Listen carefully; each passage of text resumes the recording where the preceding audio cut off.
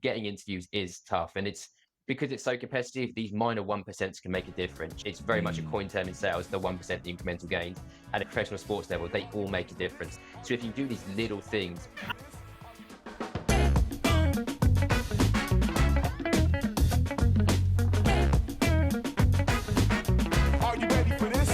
You guys ready? What's up, lifers, and welcome to the Daily Stand-Up with Lifetime Value, where we're giving you fresh new customer success perspectives every single day. I got my man Rob with us. Rob, you want to say hi? You're on mute. You lose. JP, do you want to say hi? Damn it. Hey. Always. And we have Rohan with us. Rohan, can you say hi, please? we can. Hey, guys. See, he knows how to use the microphone. Rob. I'll get there someday. Someday. And I am your host. My name is Dylan Young. Rohan, thank you so much for being here. Can you please introduce yourself? Yeah, so I am the lead consultant at a company called ABR Talent. We are a customer success focused recruitment agency. Been with the guys for 4 over years now, with a background in effectively kind of customer success, customer and client management, which has led me to what I'm doing today. Very cool. Very cool. So you are uniquely positioned to answer our one and only question that we ask of every single guest, and that is, what is on your mind when it comes to customer success? And we can't get enough of hearing about the employment market. So I hope it's got something to do with that or tangentially related. So why don't you tell us what it is for you? So I think for me, it's about what can candidates, customer success managers do to impress during the interview process. We have a lot of data points, and I think we can share some things that we're hearing from candidates and clients alike that will hopefully change people's fortunes during the interview process and just help them find that next exciting role.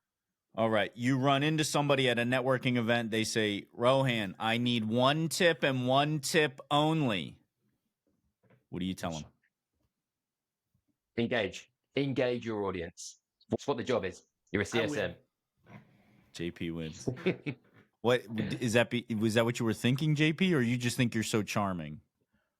I don't want to jump, bro, but I think that is usually my strategy, but it's also, I think, a part of naturally who I am. And I think that that's something that you also need to be as a CSM. So you demonstrate it through the interview process. But go ahead.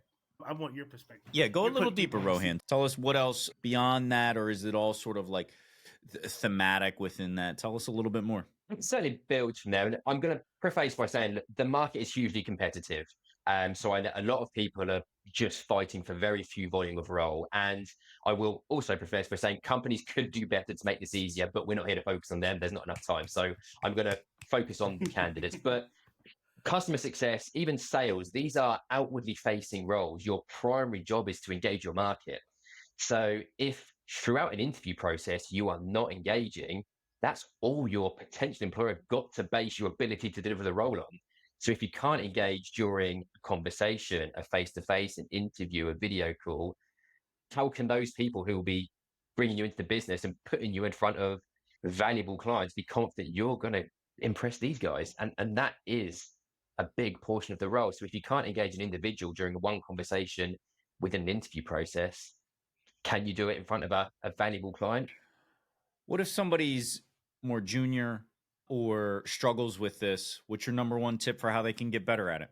The interview process is not 3 1-hour conversations. The interview process happens from the minute you are on a business's radar to the minute you are offered or rejected. So you don't have to be exceptional at every stage and just be this absolute charismatic, gravitational person, but you can engage that process. So the interview process starts the minute someone reaches out to you. So you can do things such as check them out on LinkedIn.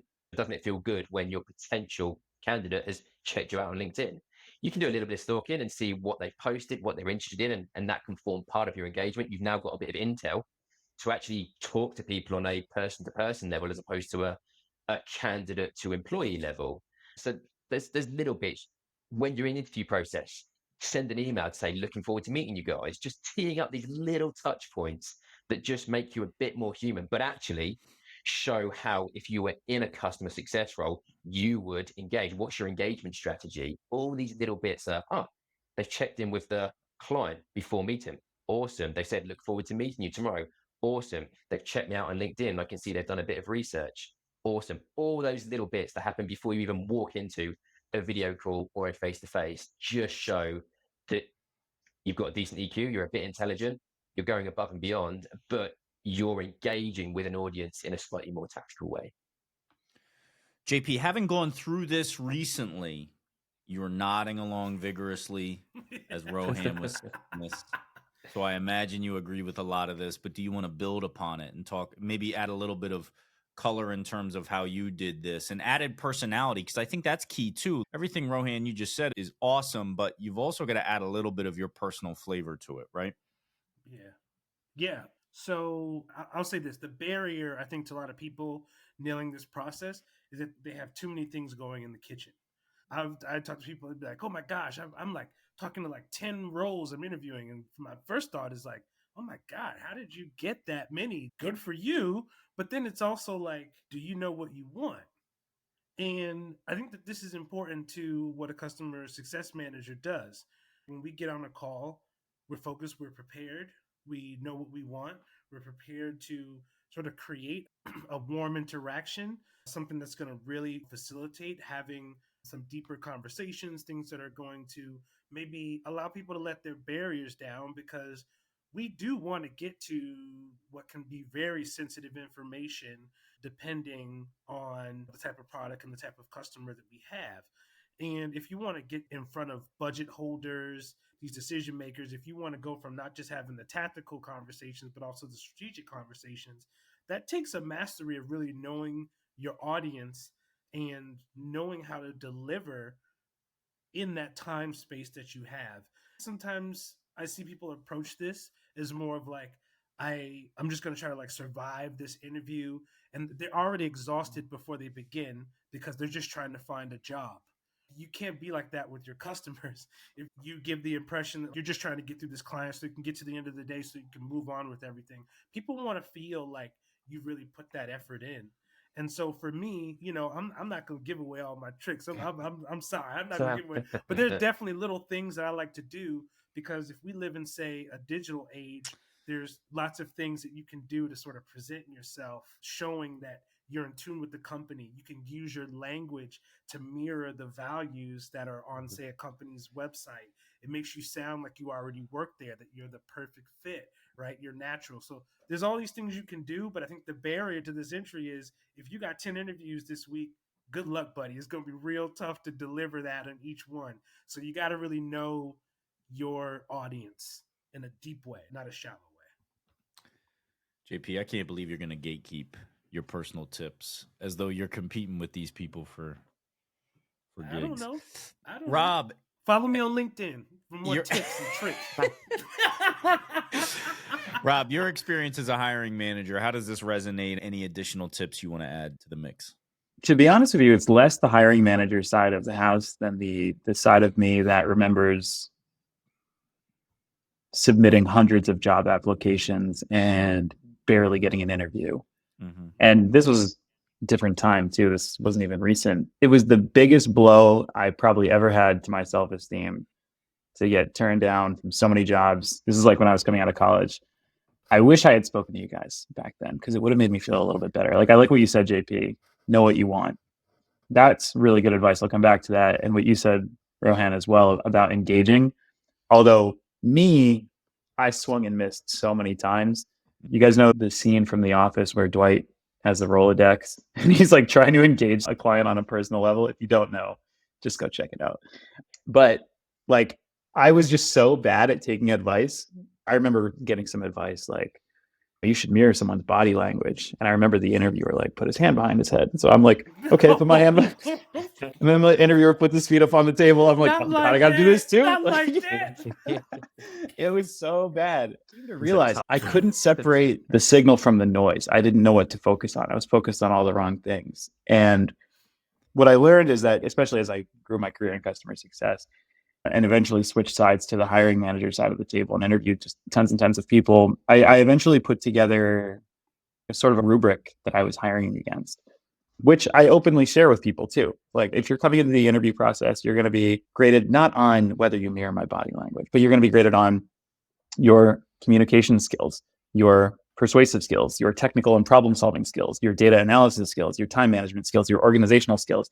And it angers me that there's not more job descriptions out there in the world that just list these criteria more cleanly or even have those criteria developed, because it would make such a better candidate experience if we knew the rubric we were graded against.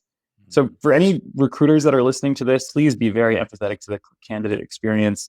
When you write a job description, please also run it by people who have done the work if you haven't, please. If there's any candidates out there that need a shoulder to cry on, hey, I'm here for it. Be forgiving to yourself. You ain't got enough shoulder. Hey, man, I've been working out. Super competitive. Rohan, I want you to wrap us up, Rohan, with your learnings. It is super competitive. Getting interviews is tough, and it's because it's so competitive. These minor 1% can make a difference. You know, it's very much a coin term in sales. The 1%, the incremental gains, and professional sports level, they all make a difference. So if you do these little things before, during, how do you get this? For example, if I just focused on you, am I engaging the wider team? So my ability to engage everyone on a one-to-one level, ask individual questions. Do I follow up post-interview? Great to meet you guys. Do I send the presentation around? But I just thought I'd share this with you guys just in case you need it. Do I set a next step? Look, what I'll do is I'll set myself a nudge for a week's time to see if there's been enough that issue I don't hear from you before. So there's the personal stuff. Of course, you've got to be a human, but there's little bits you can do that just show how you would operate once you're within the business. I hear a lot of themes in here around knowing what you want and going slow to go fast, or going slow to go far. And I think the theme I'm pulling out is not acting from desperation, which is definitely, I'm saying that from a point of privilege. Not everybody has that opportunity, but the more you can extend your runway so that you can have the meaningful conversations and you're not just chasing your next payday and you don't have an opportunity to really think about what you want, or to really dig in on the conversations, or to do the research you would otherwise want to do. The more you can extend that runway, the better off everybody's going to be, the better you're going to perform because your mind's not racing. I love this, Rohan. This is good stuff. Thank you for the actionable tips. We do have to say goodbye, but you can come back anytime and throw more tips our way. I know people love them. So until then, we've got to say goodbye. See you guys.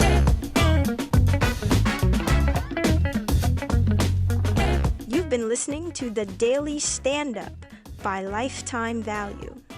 Please note that the views expressed in these conversations are attributed only to those individuals on this recording and do not necessarily reflect the views and opinions of their respective employers. For all inquiries, please reach out via email to dylan@lifetimevaluemedia.com. Find us on YouTube @Lifetime Value, and find us on the socials @Lifetime Value Media. Until next time.